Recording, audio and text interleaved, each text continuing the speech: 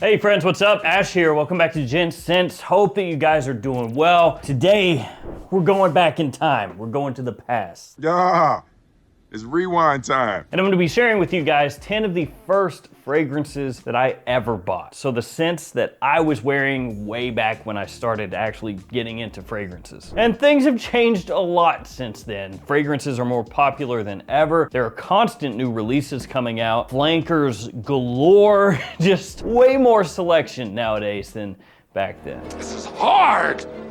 I am in a pickle.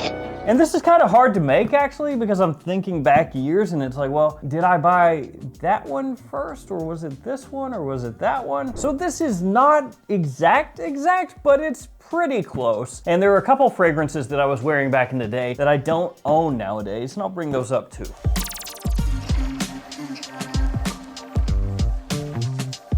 All of these are gonna be linked in the description below, and I gotta say, you should know every one of these fragrances. And that is not because I'm biased, because I was wearing them in the past. Yes, it is, yeah. But they're still awesome, all of them. Kind of. Well, the first one is for sure. The first fragrance, Drakkar Noir. Those of you who paid attention noticed it wasn't on that shelf up there. This was one of the very first fragrances that I bought, and well, that's kind of not true actually. I wasn't the one that bought it. My mom was. But that's okay, because I know a lot of you out there had your first fragrances bought by your mom too, right? Or your dad maybe? An uncle? I don't know. Technically I got Brut as my very first fragrance, but it was an aftershave, and that was actually a Christmas present when I was even younger than when I got this one. But I got Drakkar Noir, I think it was 3rd grade. That's what I remember anyway. And my mom took me shopping for a fragrance. Why did I need a fragrance in 3rd grade? I don't know, ask her. Wait a second. I didn't stink, right? But anyway, we went looking for a fragrance, and she had told me at the time that Drakkar Noir is what I should get, because she's a nurse, and she said there was this doctor at the hospital that wore this fragrance and that people would follow him around trying to catch whiffs of it. And 3rd grade me was like, that sounds pretty good. I mean, a doctor's wearing it, he's got women following him around a hospital trying to catch a whiff, like, that should work for me too. I'll take that. I mean, this guy's super successful and apparently he's getting all the ladies. So I mean, what was working for him, that should work for me. Help me help you.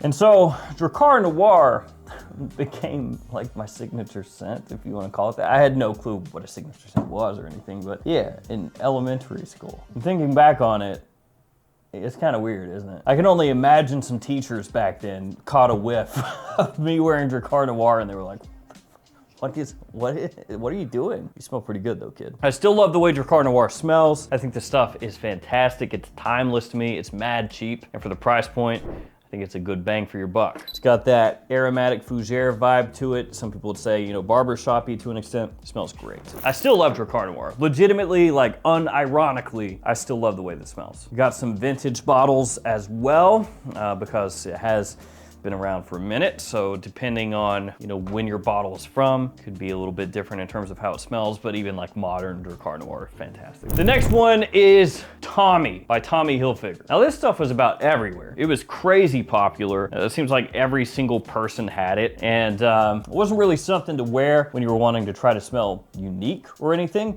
but it got the job done. This one was like mid 90s, not a super strong fragrance, but honestly, it's probably a good thing, because people were just spraying this like 50 times, you know, like all over themselves. So if it was strong, like really strong, that could have been a problem. But I mean, I felt like back in the day it got the job done, so I didn't really care about that performance or anything back then as far as how much is projected or anything. So in terms of notes, you've got mint in there, you have citrus, lavender, apple, cranberry, and amber as well. Pretty sweet, also very fresh, clean, easy to wear. Just a really nice, easy to wear summertime fragrance. This one, especially back then, like mid to late 90s, early 2000s, because I wasn't wearing this in like, you know, 95, 96, 97. It was a little bit later than that. But Tommy Hilfiger was everywhere. I mean, it still is, but like the clothing, it was, I feel like, more popular back then than now. So like Tommy, the fragrance, was even more popular. Just a really solid one. Kind of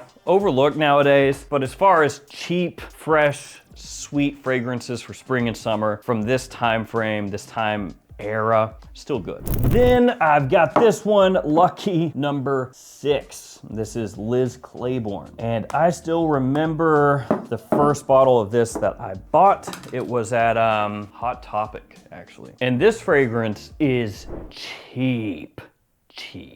Like absurdly cheap. I think you can get this for sub $10, depending on where you're looking. It is an eau de toilette, so you know, it does have that going for it. It's not an eau de cologne as far as concentration goes. In terms of notes, it's got plums, spices, sandalwood. It's got some woody notes in there as well as the sandalwood, some green notes as well. It's another one that's not super strong, so performance is, you know, middling. But to be fair, at this price point, I don't think you'd really be thinking it's gonna be ultra strong anyway. The plum is not like juicy really, but it does have a nice sweetness to it. The spices here are very warm, touch powdery along the edges, but still really appealing. And for the price point, it actually smells really nice, at least in my opinion. I am biased because I did wear this a pretty good amount actually. Back when I was at the mall frequently, like this is one of the ones I would wear when it started to get chilly out, and I'd go pretty heavy on the trigger with it. And I think that when I got this, it actually came with like a little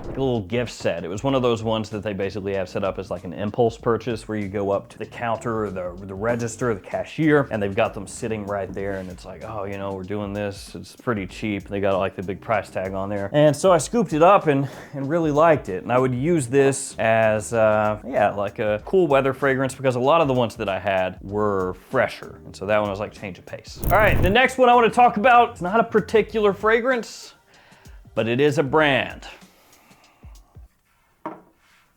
Axe. Yes, Axe. This one is Phoenix, which was one of my favorites, but I had a lot of Axe fragrances. This was back in the day before they had the little twist cap like a lot of them come with nowadays. They used to have just like a normal cap that you would pop on there. That's the ones that I had. But this was one of the ones that I liked anyway. Nice. So why have Axe? Well, again, I didn't have a lot of money, like at all. And so I would be trying to, you know, buy stuff when I could, you know, when I had extra money from my job, but Axe was mad cheap. And they had a lot of different fragrances. They had new ones coming out all the time. And so I could pick them up for, back then, I don't know, $2-3. And so if I had a little hankering to get something new, I would get some Axe. Now I know a lot of people love to make fun of Axe, and there is that stereotype, you know, the guy who gets the Axe body spray and will dump like half this can on themselves and just smell like chemical warfare. I get that, but it was nice. It was nice to have a bunch of different types of body sprays that I could wear that I didn't have to spend much money on, and I could still try to smell nice. So I wore a lot of Axe back in the day when I did not have much money to play. I'm a rapper. Then of course, Acqua di Gio, the eau de toilette. This one was really my go-to for a long time. I had other fragrances, but back when I was, you know, 18, 19, 20, I was wearing a bunch of Acqua di Gio eau de toilette. This was like a cheat code as far as compliments, as far as getting attention. It was nuts. Like really, this stuff, when it came out and for many years afterwards, it was like Dior Sauvage now ×2. That's what it felt like. So I wore a whole lot of Acqua di Gio. I went through a bunch of bottles, massive compliment puller, like I said. And that's really why I kept buying so much of it. And that's what I've said before too about like the sales rankings, when you see at the end of the year, you know, the top 10 best-selling fragrances for men or top 20 or whatever, a lot of them are fragrances that have been bestsellers for years and years and years and years, and you're like, well, why are they still buying it? It's not new anymore. It's not fresh. It's been done, right? Well, the reason is you'll have people that will buy a fragrance, really like it, and wear it. They'll get a bunch of positive attention. They'll get great feedback. And then when they use their bottle up, they're like, I'm gonna buy another bottle, which makes sense because if it works for you, it works really well, stick with it. If it ain't broke, don't fix it. So Acqua di Gio eau de toilette, gotta go with that. Now really quickly, a fragrance that I had back then that everybody was wearing that I don't have a bottle of anymore. Actually, I guess I should get one. I probably wouldn't wear it anymore. It'd just be like a nostalgia kind of thing, but still. Adidas Moves. That stuff was popular. I know nowadays you'd be like, well, who cares? But back then, man, Adidas moves everywhere. Actually, Adidas had a number of fragrances that were popular back then. Nowadays, not so much. So if you hear that and you go like who would wear Adidas fragrances? Trust me, there was a point in time where Adidas fragrances were popular. In terms of note breakdown, this one had a lot of stuff going on, especially for a really cheap fragrance. So it had tomato leaf, apple, mint, juniper, musk, lavender, pineapple, oak moss, just a bunch of notes. Performance, frankly, sucked. It wasn't very good. It was just a really pleasant at the time, fresh, kind of sporty, youthful scent. And it was just that type of fragrance that because of the performance, people would just drench themselves in the stuff. Let's talk about something though that I still do own. This one, CK1. Everybody had CK1. Everybody, okay? Guys, girls, grandparents, dogs, birds, it didn't matter. Every living thing on the planet owned CK1. That's how it felt. Like it was just everywhere. Could not escape it, okay?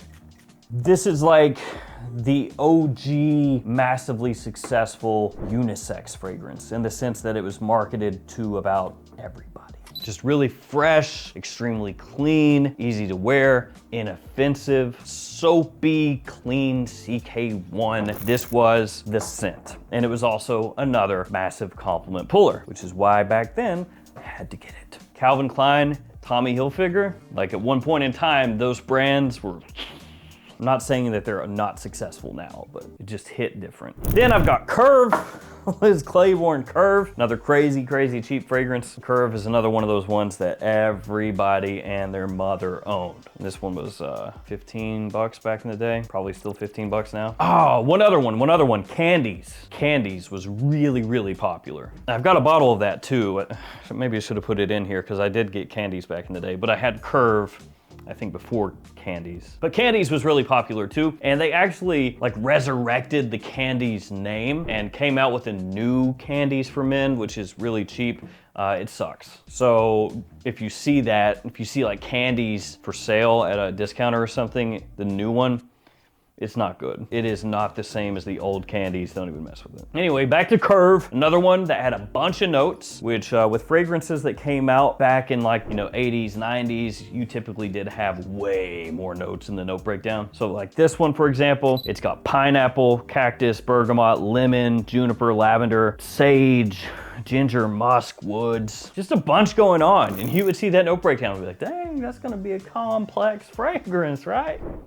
Oh, never mind. It's kind of like a soapy, less powerful take on Abercrombie & Fitch Fierce DNA or style. Which, don't get me wrong, Curve came first. I'm not saying that Curve was trying to emulate that or anything. It's just, it's sort of in that wheelhouse. It doesn't smell like Fierce if you spray it on side by side or anything like that. It's just the way that kind of like fruit with lavender hits off the top is a little reminiscent, but again, this one is soapier and not as strong. But it's another one that at the time, couldn't go wrong with it. Curve was the best. I was about to say something else, but I censored myself. The best. After that one, 212 Men from Carolina Herrera. So this one was late 90s, and it was one that was more like a fall wintertime fragrance for me, which is funny to say because it's not really like a fall wintertime fragrance. It's just, it was a little more so than most of the things that I had at the time. It's actually got a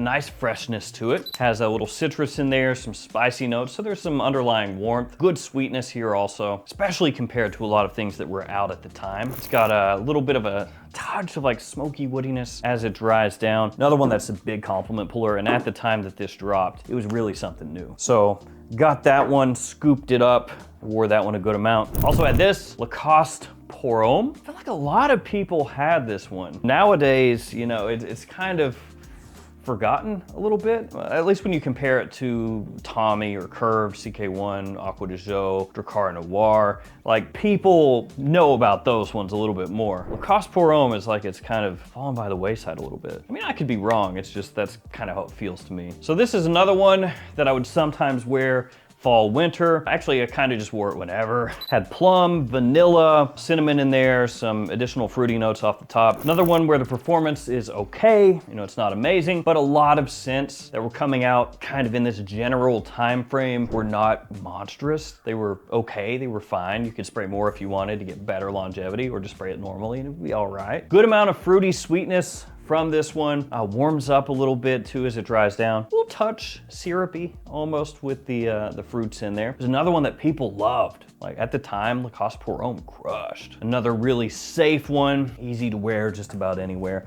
which frankly, most of the fragrances that I was buying initially were on the safer side, stuff that, you know, I could actually wear and wear with regularity and not really think about it. And that one definitely fit the bill. Last but not least, cool water. Yep, cool water. And this one I got from Walmart. I think Walmart's been selling cool water since cool water came out. At least I'm pretty sure. I think I've always been able to find this there. It wasn't this bottle, but that's where I got it. It was a smaller bottle. So cool water, of course, came out back in the 80s, similar to Creed's Green Irish Tweed, same perfumer. Very fresh, clean, green, soapy, classy. And while it was newer at the time I got it, it still wasn't new. It had been around for a while, but I've always had like a love for fragrances from the 80s, the 70s, and so I still really enjoyed it. Now, I maybe didn't wear it quite as often as these other ones here, but I still really enjoyed it. I wore it from time to time, especially in more like, not formal occasions, special occasions. I was honestly just kind of figuring things out back then as far as fragrances go. I was, you know, winging it, but I really liked it and picked it up on the cheap. There were other fragrances around this time frame that I was picking up also. Boss Bottled from Hugo Boss, Kenneth Cole Black, the original Kenneth Cole Black, Armani Code, Eau de Toilette, that one because I was a big Aqua de Jo fan, so I was like, well, let me get the Armani. And going back to Walmart, Z14 from Halston, got that one. And so it was kind of like a mix of things. A lot of freshies at the time that were popular, some of the more warm, sweet ones, I got a little bit of that. And there were other ones that sometimes I would want to get, but you know, didn't have the money to. But those were kind of like the first ones that I really picked up that I can remember. I could be like forgetting one or two, but that's a general idea of kind of where I started with like what was popular at the time, and also some things that caught my eye because they were on sale or I just thought they were interesting or something like that. So there we go, guys. That is it. Those are some of the first ones that I got. Let me know kind of where you started. I know a lot of you guys are younger and you're like picking things up now, so like all of this is super old news to you. And then there are some guys out there who were picking things up that are older than these because they started before then. Just kind of a wide range, just all kinds of people starting in a bunch of different ways. Thank you all for hanging with me. Stay safe out there. I'll see you tomorrow with another fragrance video. See you guys.